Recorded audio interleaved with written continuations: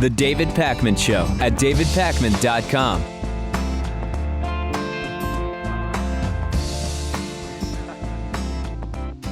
2016 Democratic presidential candidate Hillary Clinton has been sort of the presumed favorite for a while, although you'll remember she was also the presumed favorite back in 2008, and that didn't quite work out for her. But her polling numbers are dropping, and quite quickly, in fact, even amongst Democrats. There's a new poll from Washington Post ABC, and it finds that Hillary Clinton's favorability ratings are lower than in any Washington Post poll since 2008. Charles Franklin from the University of Wisconsin he put together some data from multiple polls, and it shows that other polls seem to corroborate what the Washington Post poll shows about Hillary Clinton.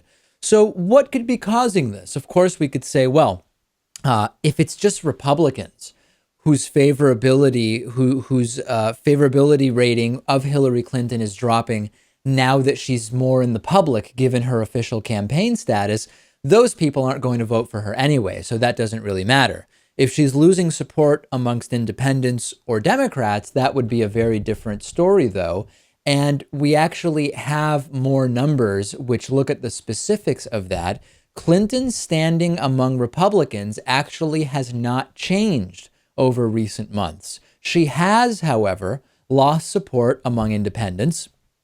In March, 45% of independents had a favorable view of Hillary Clinton, whereas now only 37% of independents have a favorable view of Hillary Clinton.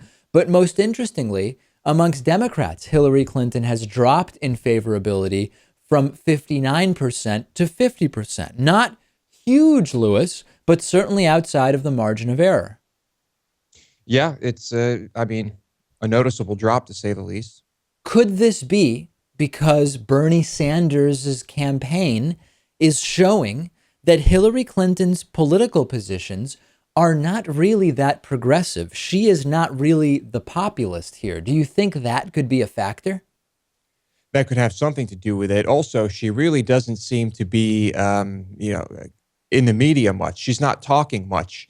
She just doesn't really seem to be doing much. And Bernie, I think, has been a bit more proactive about that, at least thus far. I don't know who I will ultimately vote for in the Democratic primary if I choose to vote in that. Remember, as an unaffiliated voter in Massachusetts, I could vote in either the Republican or Democratic primaries. And we don't know who will eventually be on the national ticket.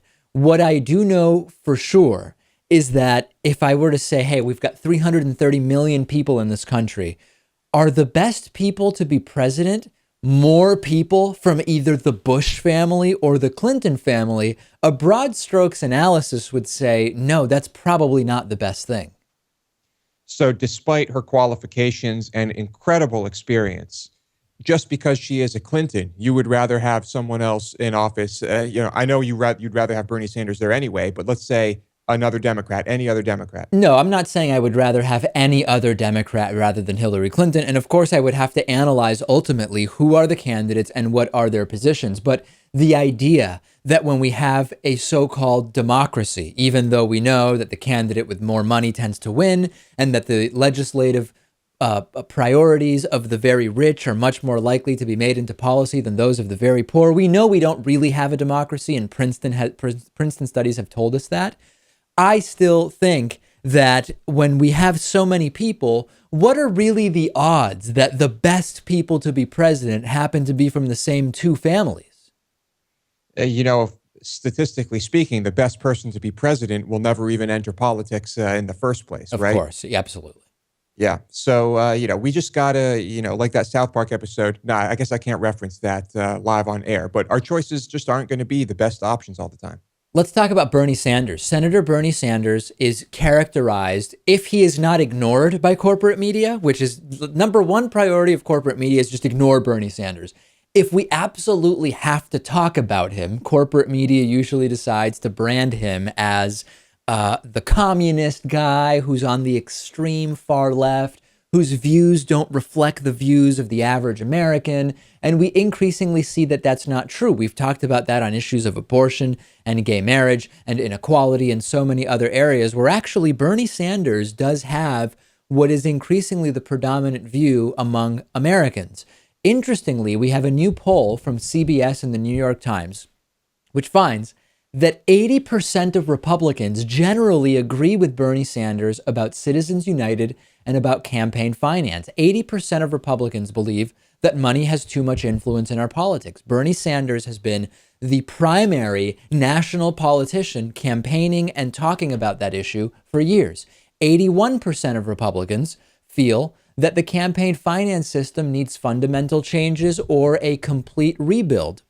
71% of Republicans want to limit the amount that individuals can give to campaigns, and 73% of Republicans feel that super PAC spending should be limited by law. These are the positions that are the notable positions of Bernie Sanders, in spite of the fact that he is widely painted with a broad brush as a communist far-left guy whose views don't reflect the American public, aren't reflected in the American electorate. Even Republicans overwhelmingly agree with him on this particular issue. It's quite amazing, in fact. So let's hope that he can get that message across. May perhaps combined with that and his thoughts on guns and other things, maybe, just maybe, some Republicans will actually get behind Bernie Sanders. Now, let's be clear. Where Bernie Sanders and Republicans do differ significantly with regard to campaign finance is that 48% of Republicans believe that money is free speech, basically one of two. Bernie Sanders certainly doesn't believe that. And I don't actually know offhand what national polls say about that particular idea. We should really have a system where the campaign season is limited to 4 months. That's it. We have public financing. We get money out of politics. We get super PACs out of politics.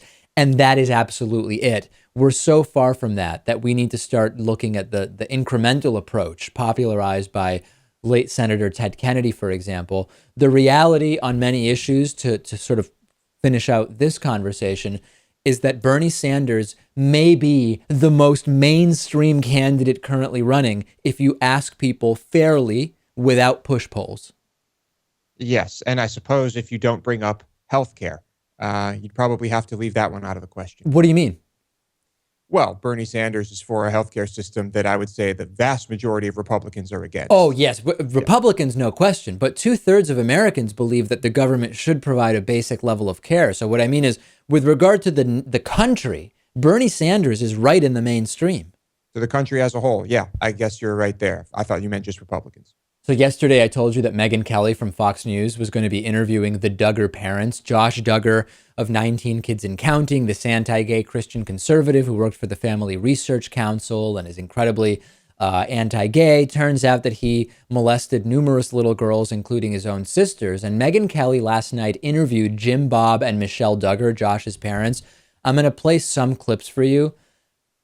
It's sickening. It is immoral what Fox News did. Megyn Kelly went in and essentially coddled those who covered up child molestation. Let's go to the first clip where Megyn Kelly very sadly asks, how did you decide what to do when you found out about Josh molesting these girls? Let's take a listen. What am I going to do? You're saying he says he's touched 2 of the daughters and you don't know what to do, right? We didn't know, because at that point now nobody knew about it, and besides Michelle and I and Josh. And so we thought, what do we do with this information? And the girls, we talked to them, and they didn't know that anything had happened because they were asleep. And so we talked to him. We put all kinds of punishments on him. We watched him like all the time. Mm-hmm. I took him to work with me, and we just poured our life into it. Were you scared? Like when you went to bed at night during that time frame, were you scared? Were you worried? You know, he's 14, he's having this problem. What's going to happen when we go to sleep?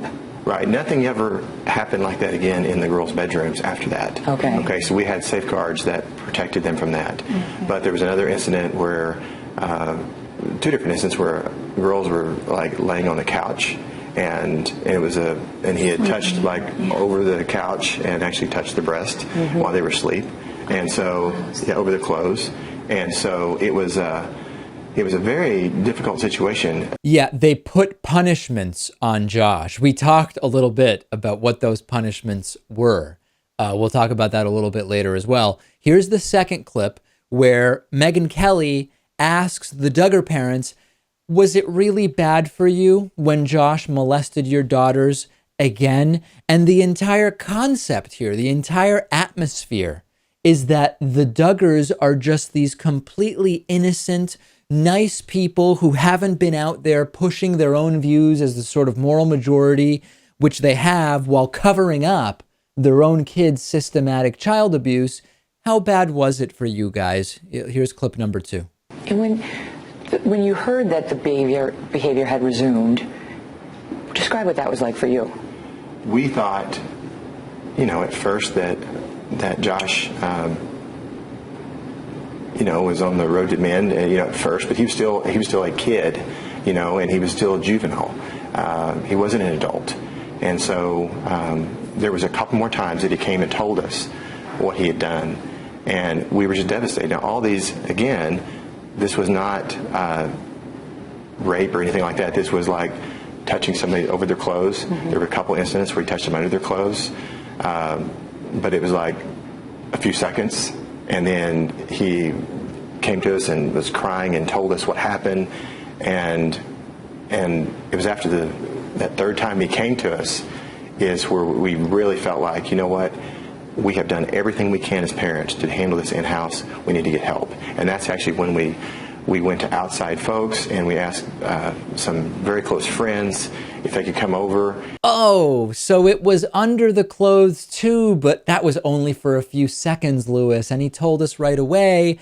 And those close friends that Jim Bob Duggar keeps talking about that they brought Josh to, one of them was a state trooper who did nothing about what he found out and himself ended up in prison for child porn possession. That's one of the great friends that Jim Bob Duggar brought Josh to. Clip 3, Megyn Kelly asking, well, why did you wait? Why did you wait before taking action? Let's take a listen. Some people have said, why did they wait? Why didn't they go to the authorities or go for the counseling at the very first time he came to you? I talked to somebody that worked at one of those juvenile youth sex offender facilities, and he described how they actually take care of these situations down there, and the success rate is not very good. And so we felt like that going from a perspective of really reaching his heart first would be important, and so that's the reason we sent him down to Little Rock to work with this man. Did legal ever pop into your mind? Like we may have parents, legal obligations? You know what? As parents, you're not mandatory reporters. The law allows for parents to do what they think is best for their child. That's right, Lewis. Legally, they didn't have to do anything, so they're completely in the clear. Now, of course, you're talking to the parents of abused girls here. You'd think the conversation would be about morally, ethically, emotionally, but Jim Bob wanting to make it clear, Lewis, that legally they did nothing wrong because parents are not mandated reporters. And he's right. It's a moral question, I suppose. But still, you must admit, a difficult one when your daughters are being molested by your own son. Yes, absolutely. And then clip 4 we will take a look at here. Another question from Megyn Kelly, and this one is about the fact that one of the molested girls by Josh Duggar was a very young girl. Let's get the parents' reaction to that. I know that the ultimate one, before you really got help, involved a very young daughter, and I'll avoid the age because I don't want to identify anyone specifically, but a single digit. I mean, what was that like for you to hear? You must have thought for some time, this is a pubescent boy, I don't know what he's going through, but he's testing. But when it moves to a young daughter. Right. At that point, that's when we pulled him out of the house and we said, he can't be here. And so we pulled him out, and then he went through that working with that man. Yes, so he goes through the counseling. Yes. And then when he was done with the counseling, and this is not like a licensed therapist. It's somebody, a Christian-based, but I tell you what, treatment facility. It really had a huge impact on his life, and that was the turning point in his life. And this man really reached his heart. And before Josh went away, in the period where the girls knew, and he knew, and you knew, when you're living in the house together. What was that like? I mean, what was the dinner table like? Well, we tried to make things as normal as we can, but also Michelle and I both were keeping an eye on Josh, all the time, and watching his behaviors, watching his attitudes. Yeah, I'm not at all surprised that a non-licensed therapist was involved, a Christian therapist. Those Christian therapists have a broad range of what they can do, Lewis. They can also cure your gayness. Yeah. I think one of the things about this is that when you are sending someone to a friend and one of these Christian whatevers, there probably aren't really any records of that, and that was probably a part of the equation here. It's just all disgusting. This was a public relations piece for a family that publicly preached about morality, campaigned against gay and transgender rights as they were covering up systematic child molestation. And Fox News concocts this public relations fluff piece to coddle them.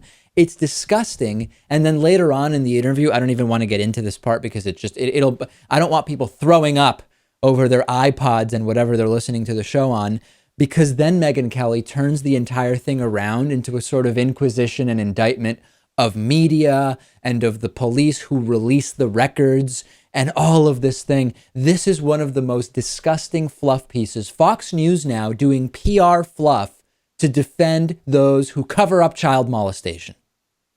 I think, this is a story people wanted to hear. Megyn Kelly was lucky enough to get them to do this interview. And so perhaps they just don't want to ruffle the feathers of their audience. They don't want to ruffle the feathers of the family. Oh, I would love to know what agreements were made behind the scenes with regard to how the interview would be handled. I would be fascinated to have been a fly on the wall during that conversation.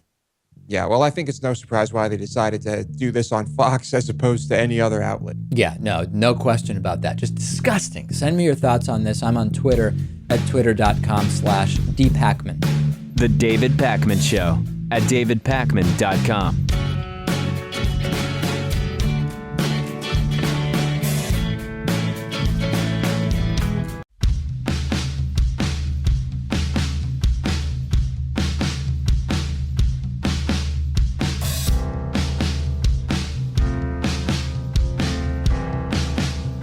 Welcome back to the David Pakman Show.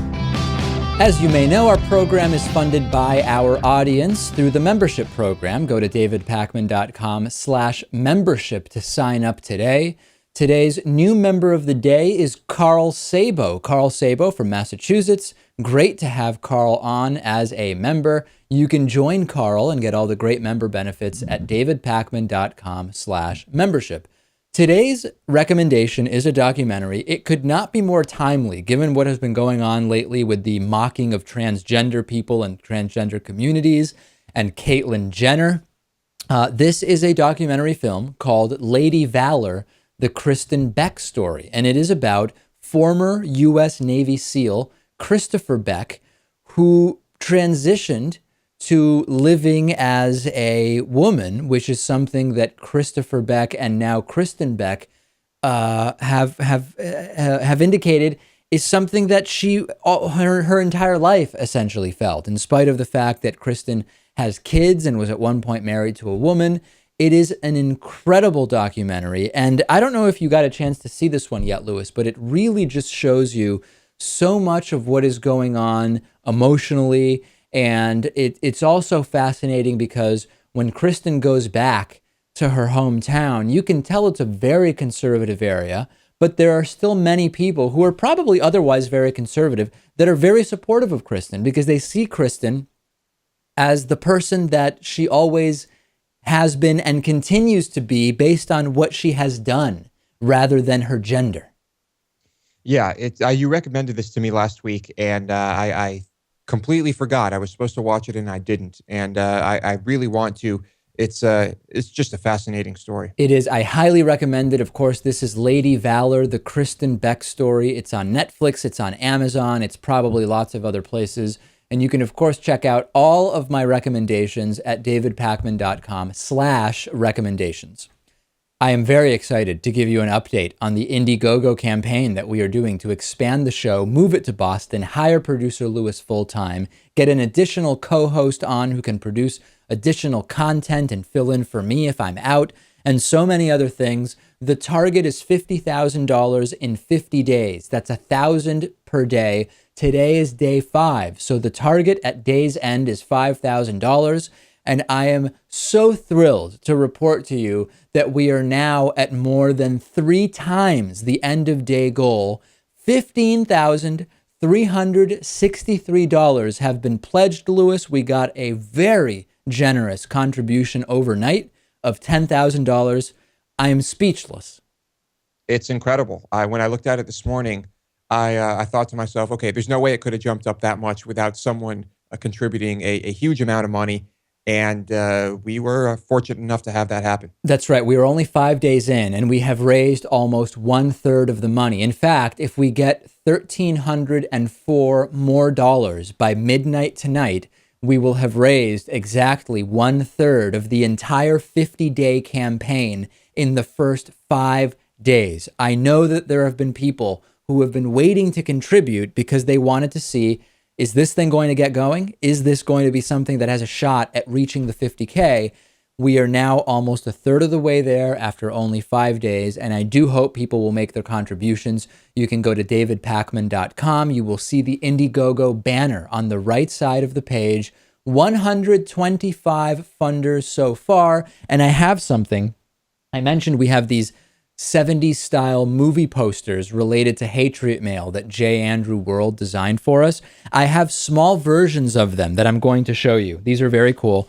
Just to make it clear, this is like thin paper, and these are half the size of the final ones that we will be sending out. It's just hard to hold up the really big ones. This is one taking a quote from one of the Hatriot Mail introductions. It says at the top, "If Ayn Rand and Ronald Reagan had a child and suckled that kid off the teat of liberty, its cries would sound something like Hatriot Mail." Lewis, if I never hear something more poetic in my life again, I think I will be okay. And that is number one, Hatriot Mail poster number 1. I know you like this one. That is my favorite one. I love the quote from the Hatriot Mail intro and just the child typing on the laptop. What better imagery for Hatriot Mail? Absolutely. And then secondly, this is almost like a Clint Eastwood style movie poster, Hatriot Mail, written by patriots who hate David Pakman because America, because freedom, Lewis. And both of these available as Indiegogo perks. You can get these autographed or plain, so to speak. We're already making arrangements to get the mailing tubes to get these mailed out to people. Very, very exciting stuff. Only a few of these have been selected so far. I think now that we've shown them, it'll get people more interested. $1,304 is what we're trying to put together additionally by midnight tonight. If you can only donate $2, $3, $4, or $5, please don't hesitate, because the $2 to $9 contributions we've received, the single-digit contributions, have added up, and every person who donates is one more person saying, yes, put me on the list, Lewis. Yeah, like I said before, there is no insignificant donation here. And last thing on this, any contribution at all will qualify you to buy a David Pakman Show yearly membership at half price. If you would like that, make even a $1 contribution, and then we will email you with a link to get a half-priced membership. The best of both worlds, davidpakman.com. Indiegogo banner. We'll take a break. Fantastic interview coming up next. The David Pakman Show at davidpakman.com.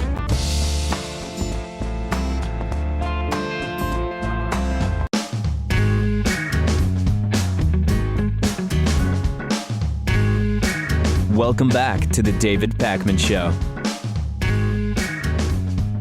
I'm joined today by Solomon Khan, who's a former fellow at the Harvard University Safra Center for Ethics, who has built a tool to explore who is giving money to national politicians. His day job is running the data team at Paperless Post. So on this show, we talk about campaign finance and donations all the time. Tell us a little bit about how your tool will work. Your Kickstarter campaign is almost fully funded for this, last I checked. How will the tool work? So the tool sits on top of Open Secrets Data, which is an organization that collects and cleans data from the FEC.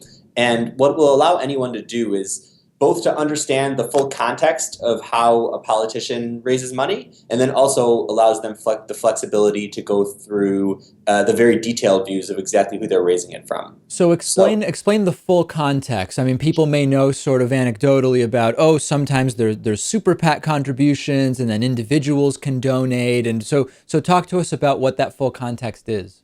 Yes. So on the main page of the visualization, what people can do is they can see how much money a candidate raised from different sectors across different campaign cycles. So you can see if your candidate 10 years ago raised $1 million and is now raising $10 million, your congressional candidate. You can split that, and on the page you can see how much of that comes from the financial sector, how much of that comes from the labor sector, how much of it comes from health, how much of it comes from super PACs or independent expenditures against their opponents. And you can see how much comes, you can split that data for individuals only, PACs only, or combined. And then you can also see all of that data in total or percent. So it's just a very clean visual way of taking something very complex, but putting it all in one chart that lets you see, okay, actually, this is what's actually happening in money in politics. Instead of now, I feel like most people know that there's way too much money in politics, but if asked to be specific about, so exactly how much is your congressperson raising, they could never answer that question. So you talked about how the platform, the tool will work based on the data from Open Secrets. I'm curious whether you've thought of, and I'm guessing this would be a more qualitative analysis that may not be as automatable. When we were talking about net neutrality, for example, there was a connection between the money received from cable companies and their lobbyists by politicians and what their position and votes were with regard to net neutrality. So it would be fascinating if I could pull up, here are the donations over time for this individual from the oil industry, and here's how they voted with regard to legislation. Yeah, so that gets into the other side of this visualization, which are the detailed views. So once you see on the main page those individual sectors, you can actually click on them to see every company from an election cycle from the energy industry. How much have they given to that particular candidate, or how much from the telecommunications industry? And you can see, oh, Comcast gave X amount of money. And then beyond that even, and this is where you get details that go beyond what most people, I think, expect of the tools that they currently use. You can actually even click on Comcast to see every single donation that someone working at Comcast has ever given to that candidate. So you can see the context for the relationship between a particular company and a particular candidate. And one of the features that is on the roadmap after launching this is to also pull in that voting data. So to see on the same visualization how much money a candidate raised from whom, and then how did they vote. So let's talk a little bit about types of contributions and secrecy and privacy. There are ways that the massively wealthy can sort of follow the letter of a lot of the campaign finance disclosure laws, but not the spirit, and keep their spending essentially secret. Talk to us about that context. Are there some contributions that are, the detail of which is sort of beyond the data you're able to access? Yes. So I will give the perfect example. I would say that the probably most well-known PAC or super PAC type of, even though it ended up being a nonprofit, like when in my mind, before I knew all the details, I was always excited to see what actually happened with those Swift boat ads against John Kerry right at the end of the presidential election. And because to me, those were the most pressing example of an outside group coming in and spending a significant amount of money and making just an enormous difference in the history of this country. And so I was so excited. I built this tool, and then I went to go look at John Kerry and look at the attack ads that were paid for against him, and I didn't see them. And I said, there must be something wrong. It's impossible that the most famous attack ads by a PAC ever to have existed in the United States were just missing, but they are, because that organization was technically a nonprofit, not a political action committee. And the people who donated to that nonprofit and the communication that they did were not disclosed to the FEC. And so we still don't have answers about, I think, the exact specifics behind that. Like, that's not in the FEC data. And to me, that's just the biggest example of something that we should know, but about campaign finance, about who's spending money to influence our elections, and we don't know it. And over time, we know that in the aggregate, you hear, oh, this is the first $100 million campaign. This is the first $1 billion campaign. So the absolute numbers in terms of money in politics are clearly growing. But have you looked at inflation adjusted? Is this something that is getting worse and worse? I have not looked at inflation adjusted because you don't need to look at the inflation adjusted numbers to know that, yes, it's gotten monumentally worse. If you look back at Bill Clinton in the 90s, he, in order to win the presidential election, raised under $33 million. Seems like nothing now. It is nothing now, especially now we're thinking that the candidate who ultimately wins the presidential election is going to have raised over around $2 billion.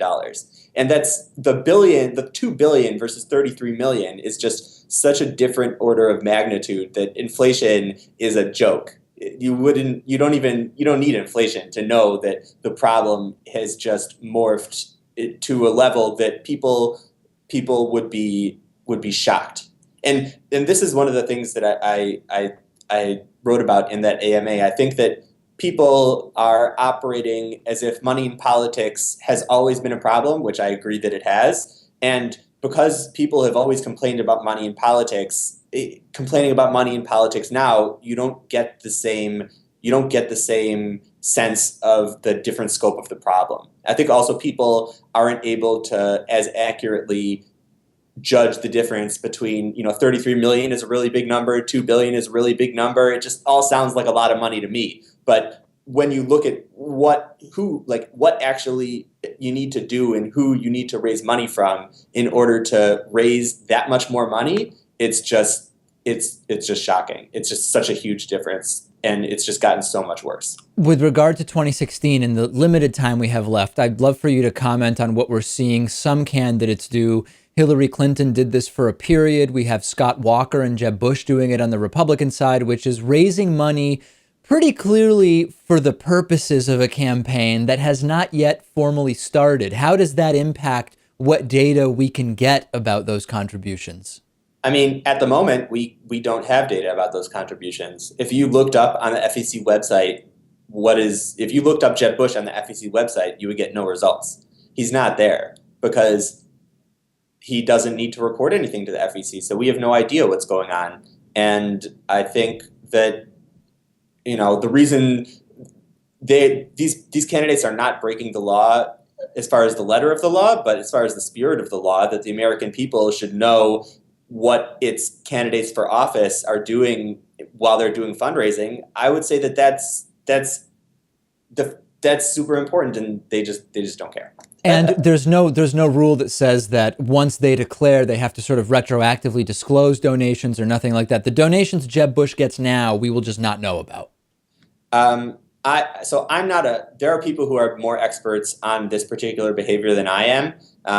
I'm not sure exactly how it's going to work, because one of the things that you can't do when you are a candidate is be in collaboration with these super PACs. So the way super PACs operate is that they have to be completely independent from your campaign. And so if there is no campaign and you're helping out a super PAC, then you're still completely independent from a campaign. I'm not sure the degree to which you need to report that after you become a candidate, if you had previously helped a super PAC before you were a candidate. I think that there are other people who would know the specifics of that more, but that's something that I want to learn more about. We've been speaking with Solomon Khan. Where can people find out more about this tool you're developing? Sure, they can check it out at explorecampaignfinance.com, and if you just search for Explore Campaign Finance on Kickstarter, you'll see it. The David Pakman Show at davidpakman.com.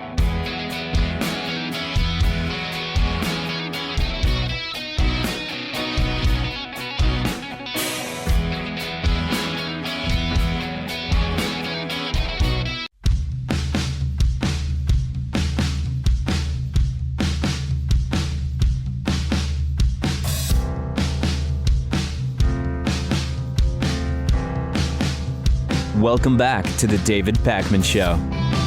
Wisconsin Republican Governor Scott Walker, also known as the destroyer of jobs, Scott Walker, said on Monday that he would be willing to sign a 20-week abortion ban without any exceptions for rape or incest. Absolutely horrible, out of context, strict father morality type of legislation, but not unique to Scott Walker, right? Much of the Republican Party is into pushing this exact same type of anti-abortion bill. However, Scott Walker added that women are mostly concerned about issues of rape and incest as the cause of their pregnancy only, quote, in the initial months of pregnancy, according to TV station WKOW. Here's a quote from Scott Walker. I think for most people who are concerned about that, it's in the initial months when they're most concerned about it. In this case, again, it's an unborn life, it's an unborn child, and that's why we feel strongly about it. I'm prepared to sign it either way that they send it to us, with or without a exception for rape or incest. He's right, Lewis. You know, women who are impregnated by rapists, they're a little upset at the beginning of the pregnancy, but by week 20, they're just so happy to have this God-given fetus inside of them that they're just thinking happy thoughts. This is insane. He is right that they are probably the most upset early, but that doesn't mean that it goes away. So how is he an expert on this? And how do people sit back and say, you know what? I think Scott Walker's right. He's been wrong about pretty much everything else. Scott Walker is an expert in so many things. I mean, just last week, he was talking about how mandatory ultrasounds for women seeking abortions are, quote, pretty cool. I've never heard a mandatory transvaginal ultrasound be described, or any ultrasound rather, in the interest of being specific. I've never heard of ultrasound being mandated as something that's pretty cool. I understand many parents getting an ultrasound and seeing their unborn child and thinking that that's cool. But Scott Walker is an expert on everything, and he knows whether it's a pregnancy caused by rape or incest, the women are fine after 20 weeks, or whether it's a mandatory ultrasound that you may not want, you just want to get an abortion, the ultrasound is still pretty cool, as is the experience of being forced to have it. This guy is disgusting. And what's off-putting to me about him isn't so much, it is obviously in part his political positions, they're disgusting, but the arrogance and the sort of cavalier attitude towards pronouncing things that other people should or he thinks are feeling, it's a level of arrogance that is almost unparalleled. Yeah. I mean, I think we know the types of women that he probably surrounds himself with. But do you think that he's actively seeking the advice of any of those women or other women when making decisions like this? Who knows? I was thinking, you know, whether aside from the women element of it, the Republican Party cares a lot about unborn babies and the 1%.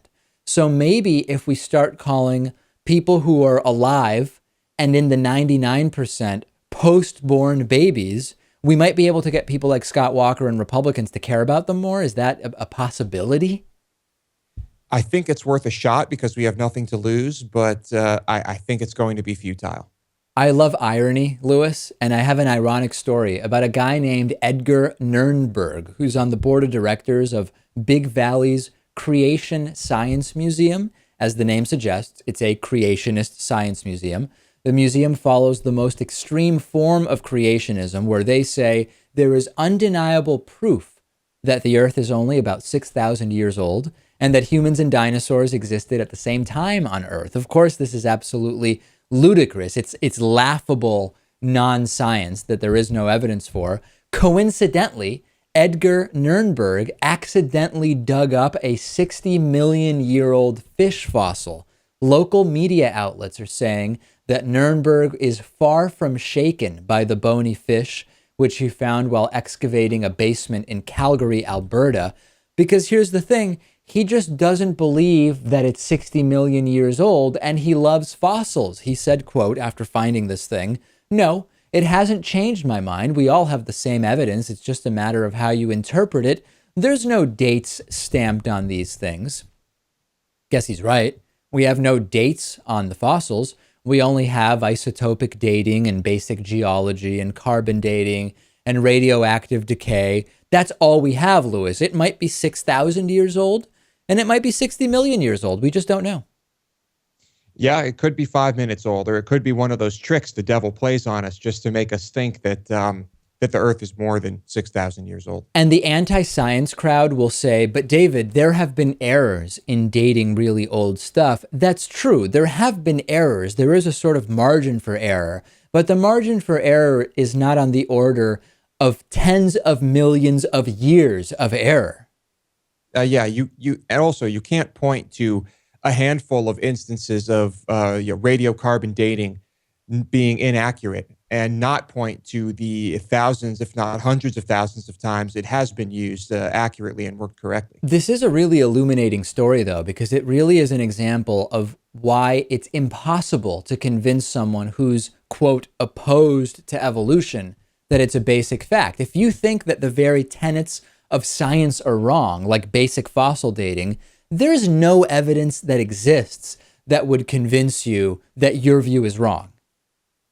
That's right. I guess there are some people who change their minds, but David, if you have the Bible, you have all the answers. You don't need anything else. Everything else is the devil. Well, that's great for the people for whom it provides some level of satisfaction and comfort. But Jesus and dinosaurs were hanging out. How can we ever really work together with people? And we have, on one hand, science tells us the Earth is over 4 billion years old. Dinosaurs went extinct about 65 million years ago. Modern humans have been around about 250,000 years. The first pre-humans were maybe 8 million years ago. And on the other hand, you have a group that says, oh yeah, we want to do science too. We think the planet is 6,000 years old. Humans are 6,000 years old. Dinosaurs are 6,000 years old. And everybody lived together. How can you bridge that gap? You don't. And maybe we shouldn't. Don't you want to know who those people are? They're letting you know, and I'll keep my distance.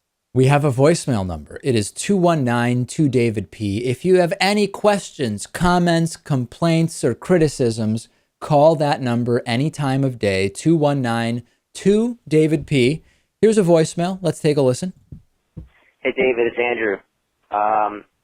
What do you think of George Pataki? He is a Republican who I believe is set for a 2016 potential run. I'm personally not going to vote for him, but I think he is one of the more level-headed Republicans I think we have seen in a while at any level. So I just wanted to let you know.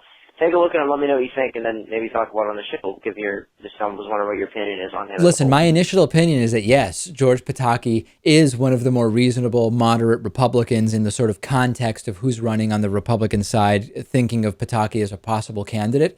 But just 4 months ago, we thought that Jeb Bush was relatively intelligent and quite moderate and a relatively reasonable guy. And that opinion has evaporated very quickly based on everything Jeb Bush has done and said over the last 4 months. So I agree with you that that's my opinion of Pataki right now, but those opinions can evaporate very quickly. Yeah, I guess we really don't know anything until they start talking to the media. And look what Jeb Bush did. On today's bonus show, Taco Bell and their artificial ingredients. We will follow up about that. We will talk about bodybuilders and CrossFit enthusiasts seeking breast milk. Why do they want breast milk to supplement their workouts? Lewis will tell us.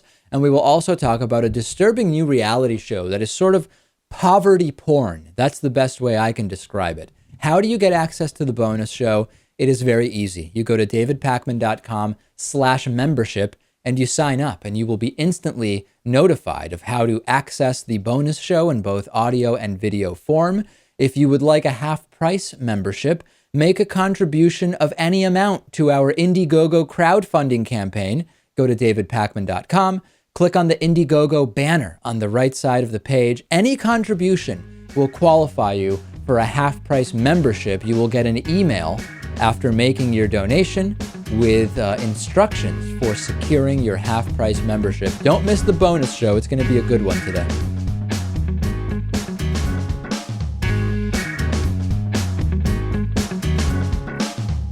The David Pakman Show at davidpakman.com.